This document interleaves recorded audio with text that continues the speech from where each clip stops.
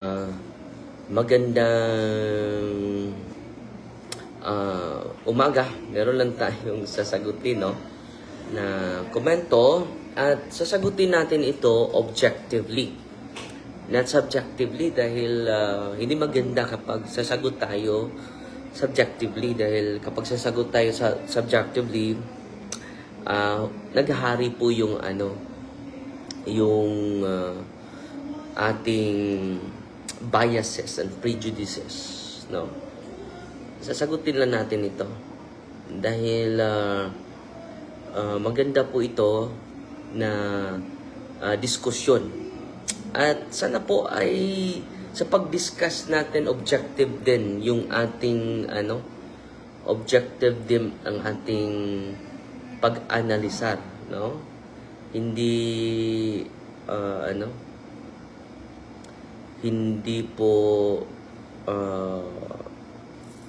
hindi po base sa bias natin, di ba? May isang kapatid natin, yung pangalan nito si kapatid Kimirot, no? Nagko-comment siya sa mga pari, no? Sikat po ito. So, pakinggan natin yung komento niya at sasagutin natin objectively, ha. Hindi ako sasagot na subjective. But objectively, sasagutin natin. Ito yung komento niya. Ako ba, isip katoliko, nakapangutana lang ko, nganong kining ubang mga pari, init kaayo ni Vice President Sara Duterte. Dili man tanan pero kasagaran, ha, sigig misa-misa, sigig rally, sigig ampo-ampo. Mangutana ko ba, nganong si Sara raman? So, yun po, bakit daw si Sara ra daw yung pag-iinitan? So, kung magtanong yung pari patungkol ni Vice President Sara at kahit ni Bongbong, objective yun na tanong. Yan po ay paraan na o pagkakataon ni Bongbong, kung si Bongbong ay questionin ng simbahan, kung si Sara naman questionin ng simbahan, objective yan. Kaya nga, there's no black voting sa simbahang Katoliko. Bakit ang simbahang Katoliko objective po? Mag-isip. Kung magtatanong yan ni President, hindi naman masama magtanong. Hindi naman masama sagawa ng inquiry, objective question. At kung may kumakaso sa kanya, it is about time to clear her name. Kung may mag-question ni Bongbong, it's about time to clear his name. Objective po, no? Dapat objective din tayo mag-isip. Dahil hindi yan ikasama sa mga tao na naghahanap talaga ng katotohanan. Unang-una, wala akong pinipinigan ni Bongbong at ni Sara. Kung merong mag-question ni Sara, well and good. Dahil public servant sila. Kung merong mag-question ni Bongbong, well and good. Bakit? Public servant sila po. They are accountable before the public, before the people. No? Hindi yan ikasama. Dahil we seek for objectivity. At ito, advice ko lang sa iyo, kapatid. No? Kung may pari mag-question ni Bongbong, may pari na question ni Sara, hindi masama yon. Question is leading to certainty. Is leading to certainty. And then, kung may kaso, yan po ang paraan na lilinisin niya yung pangalan niya. Example, si Bongbong. Kung may question, kung may kaso, well and good. It's about time na malilinis niya yung kaso. Kaya nga, wala tayong black voting sa simbahan eh. Bakit? Ituloy natin yung kanyang komentaryo. Bisaya po ito. Tatagulugin lang natin dahil marami namang mga followers natin na Tagalog. With due respect sa kanyang subjective comment. Bakit? Hindi naman lahat. Sabi niya, kung hindi naman masama mag-question ka kay Vice President Sara. Kung meron kang mga inquiry or evidence, it's about time po. Nabibigyan natin ng pagkakataon ng Vice President to answer. So kung mag-file ng kaso, hindi po automatically na guilty po si Vice President Sara. So, hindi mo ba nakita na ang daming pari na sumasama ni Archbishop Abet sa rally? Hindi naman nag-promote yan ng politiko. No? Minsan ay bias lang tayo mag-isip. Yan ang problema sa atin. Ito yung message ni Cardinal Ambo, kapatid. The core themes of his message. Address po ito sa corruption in general. Kung merong pari na nag-file ng kaso against kay Sara, it is his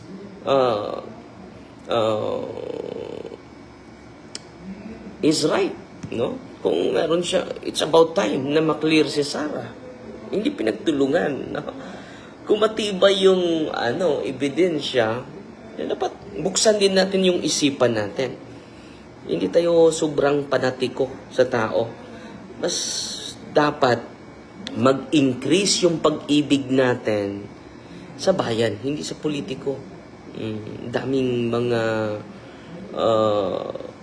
kung questionin yung leader ninyo, it is a good sign of the spirit of democracy. Okay, malimot na demokrasya po. You have your own opinion. But, yung mga pari na nagsagawa ng mabuti, naging masama na yon. So, kung mag-question tayo sa mga leader natin, hindi naman masama. Kung mag-file kayo ng kaso, nag-file tayo ng kaso sa mga against vote buying dito. Sa ating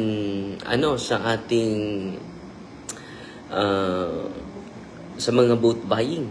Nag-violate sa vote buying, kapatid. No?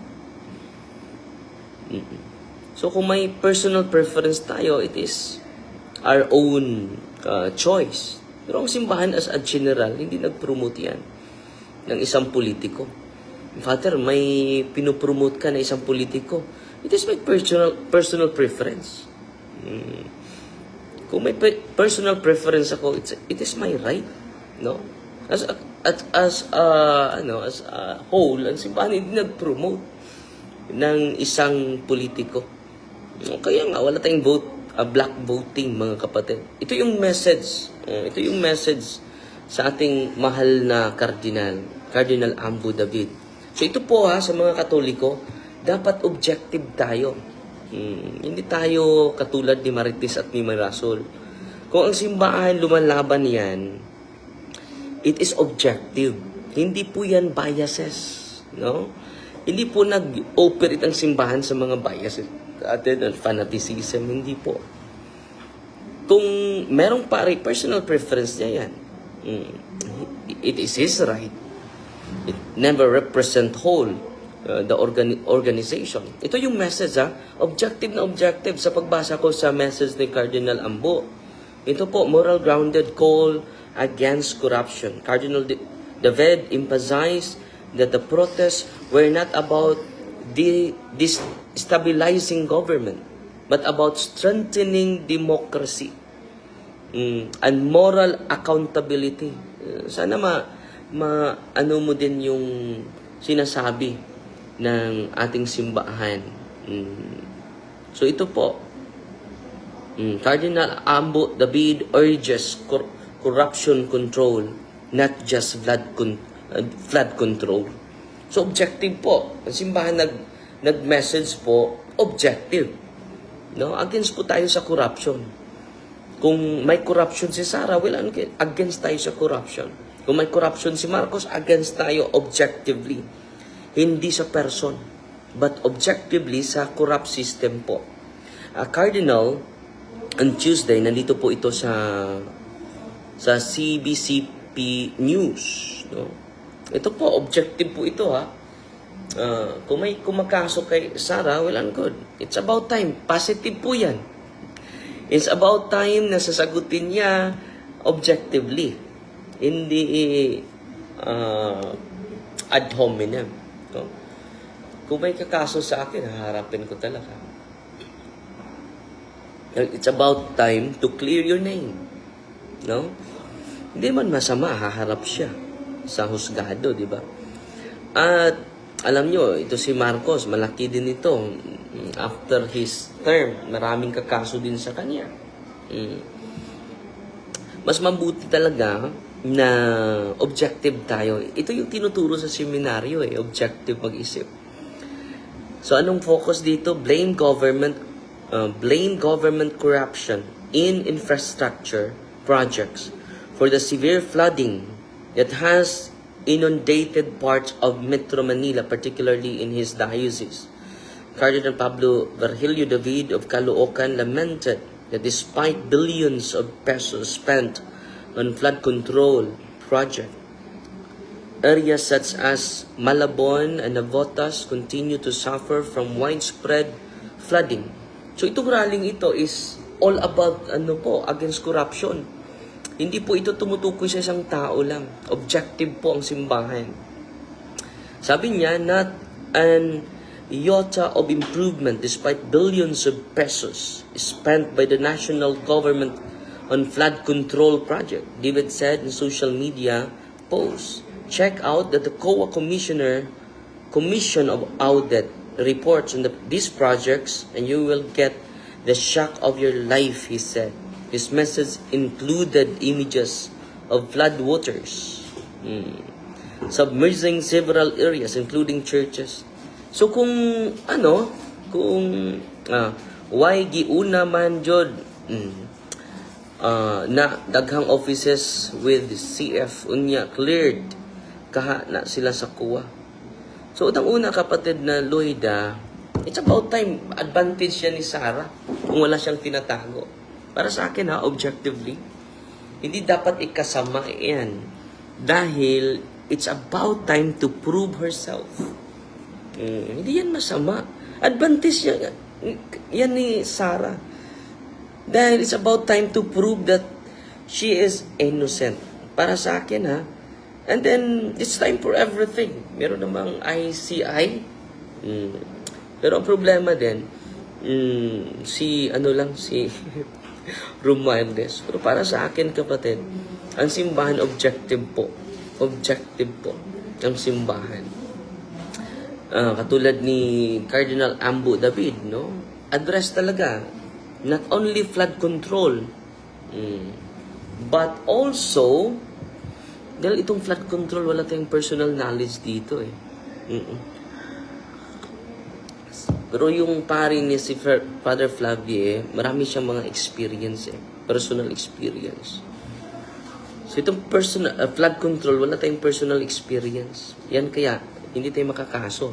Wala tayong personal experience. Pero dito sa diocese natin, dito sa parokya ko, file tayo ng kaso against sa mga kurakot, sa about buying, So nagsimula na tayo nag-file, may nahuli ng 3. May pang-4 na uhuli natin, So, yan po ang simbahan is objective lang. Kung si Father Flavie, yung pari, si Father Flavie ba yun? May personal knowledge siya may personal knowledge siya. Dahil experience niya yung mga biktima. May personal experience talaga siya. And then para sa akin advantage si Sarah diyan. Advantage si Sarah diyan dahil mabigyan siya ng pagkakataon na malinis niya yung pangalan niya. Para sa akin hindi yan dapat ikasama sa mga supporter ni Sarah. Very positive yan. Kung wala namang totoong ebidensya, truth shall set us free. Ang katotohanan ay magbigay sa atin ng kalayaan. So, ang simbahan objective po, katulad ni Cardinal Ambo David, Ang message niya is clear, To strengthen democracy. Yan ang message ng simbahan. Minsan ay nagko-komento tayo sa bias Hindi maganda yun. So ano yung rally sa Cebu natin, rally sa buong bansa natin.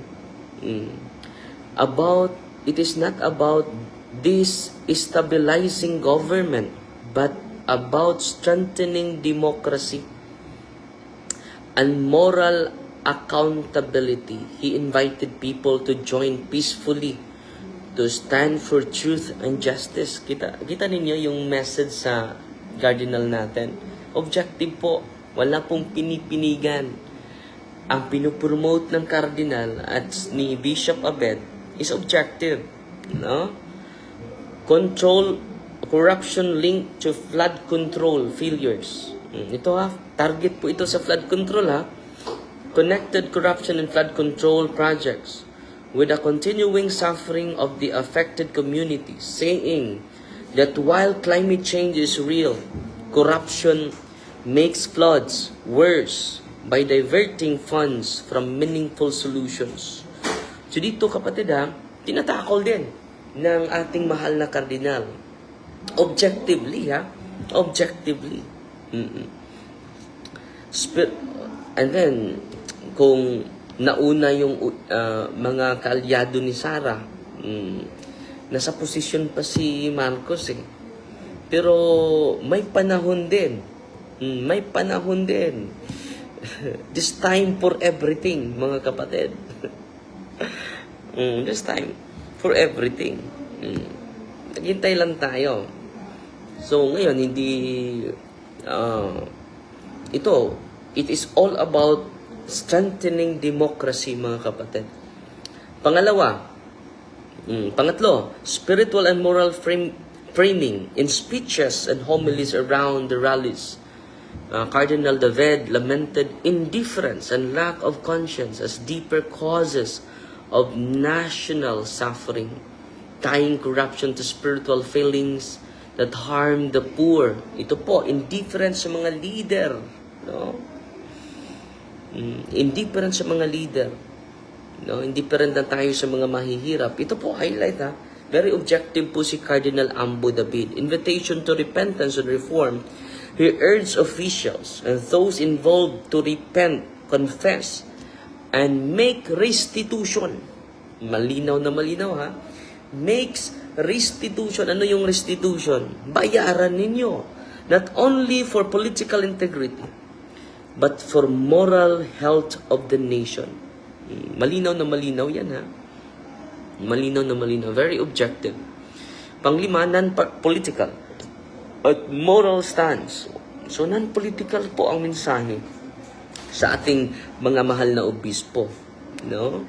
Mahal na kardinal. Objective po ito ha. Across these events, Cardinal David stressed that the church backing of rallies was a moral affirmation. So malinaw na malinaw ha. Ang ginagawa sa rally natin is a moral affirmation, not a partisan political act. Centered on, ano yung objective ng simbahan? Centered on transparency, accountability, and justice. Yan lang po ang pinupromote ng simbahan.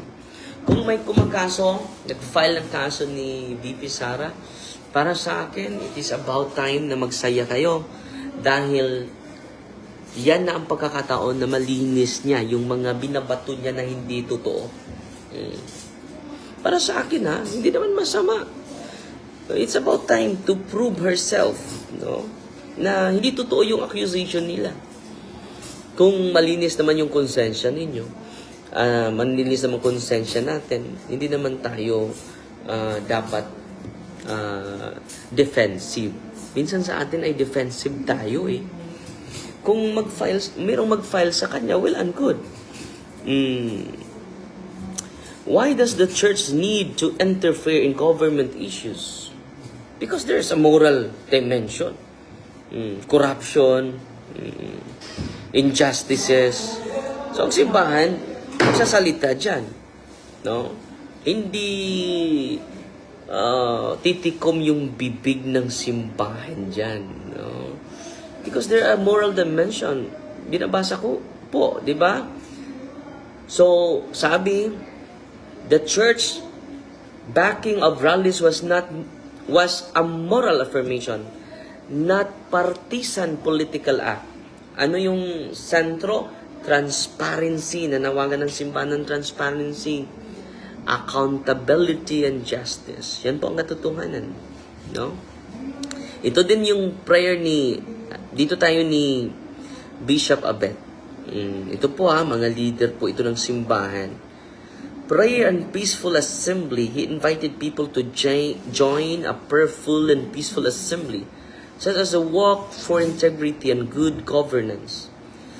Sugbo anong pakigbisob kontra korupsyon event, SUPAC, as an expression of concern for justice and genuine reform. So yan po ang mensahe sa ating arsobispo sa Cebu. Love for country and faith. Praying participation not as political agitation, but as an expression of love for one's country and community rooted in Christian faith. He stressed that faith without justice and integrity is incomplete, and silence in the face of wrongdoing is complicity. Nasagot yung mo. Tanong mo bakit ang simbahan ay makikialam. Because silence in the face of wrongdoing is complicity. Kung wala tayo, hindi tayo nagsasalita, it is affirming the wrongdoings. No? Nasagot. Dito yung sagot. So, para sa akin kung may nag-file ni Sarah sa mga follower ni Sarah, hindi yan dapat ikagalit. Dahil it's about time, alam nyo, at the end of the day, kung hindi totoo yan, the more tataas yung ratings ni Sarah. Totoo talaga yan. No? Hindi dapat ikasama yan. No? Ikasaya pa yan positively. No? Dahil, after that, kapag hindi ma-prove na totoo yung accusation niya, kung totoo yung accusation niya,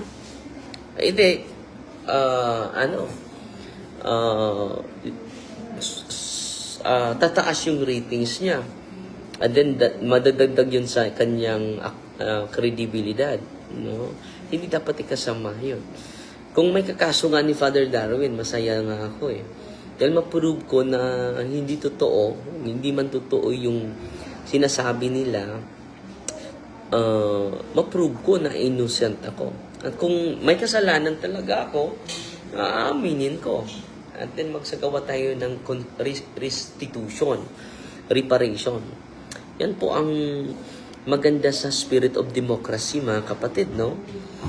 Kung mga pari may personal preference, hindi yan official. Kung ilang pari may personal preference, hindi po yan official. It is the right because we are in the spirit of democracy. Di ba? So, ito lang problema natin, kung yung opinion natin at yung preference natin, i-impose na natin. Yan po ang problema Tinatawag yung dictatorship of individualism. Yan ang sabi ni Pope Benedict. No? So, ang comment ko sa kapatid natin, kung may personal preference ang isang pari, it is his right. No? Pero it is not official. Pero dito tayo sa objective statement ng ating kardinal, wala pong pinipinigan, hindi po ginigipit kahit kanino. Dahil wala naman tayo, hindi naman ito political parties ang simbahan. Okay? Malinaw na malinaw yan sabi ni Cardinal David, he stressed that the church backing of rallies was a moral affirmation. So nag-focus lang tayo sa moral affirmation, not a partisan political act. It is centered on transparency. Yan po ang sinisigaw ni Archbishop Abit Uy at si Cardinal Ambo David. So nasagot yung tanong mo, kapatid. So, silence in the face of wrongdoing is complicity. Corruption is a moral and spiritual concern. Yung corruption is a moral and spiritual concern. So, hindi natin pwede titikom yung bibig natin. He described corruption not just a political or administrative problem, but as a moral crisis, a serious sin that harms society, weakens trust, and steals public resources meant for the common good. So dito mga kapatid, salamat tayo na may mga pari. Salamat tayo na may mga obispo. At huwag kayong mag-alala. Yung mga kaso na yan, kapag hindi naman totoo, hindi yan manaig. Hindi yan mag-prevail. Minsan sa atin ay defensive. Marami sa atin ay fanatiko. No?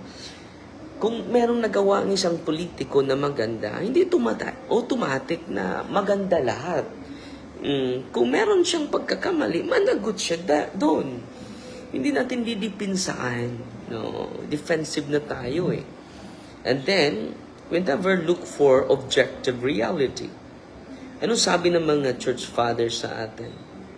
Ano yung advice nila? Dapat magkaisa tayo sa katotohanan. Hindi tayo magkaisa sa isang tao. Dahil tayong tao ay hindi perfect. Hindi perfect po. No, only Jesus and His church is perfect. The church of Christ. Because it reflects Him. Truth is not changed by time. Ito po. Truth is not changed by time, nor is it altered by place. No, ang ganda. So, ang katotohanan exists outside the human mind. Human opinions fluctuate, but truth remains stable. So, kaya nga, hindi tayo nagbabatay sa opinion natin. Hindi tayo nagbabatay sa preference natin. So, ang mga obispo natin, nag-decide yan based on objective truth. Not on biases, not on fanaticism. But what is the truth? No, yan ang sinasabi sa ating mahal na kardinal. If truth depended on opinion, then contradictions could both be true, which is impossible. So kung ang katotohanan ay base lang sa preferences natin, opinion natin, it is a dictatorship of individualism, mga kapatid. Anong sabi ni... kaya nga ang simbahan, kahit pa isa lang o iilan lang yung naniwala sa katotohanan, still the truth is... So yan, totoo yan, Sister Aida. Yes, na ayaman right every citizen, but if objective ta, ang klaro nga issue mo ay i-address. Yes. Ang objective natin is transparency. Magkaisa tayo dun. Kung pini-question natin si Sarah, well and good.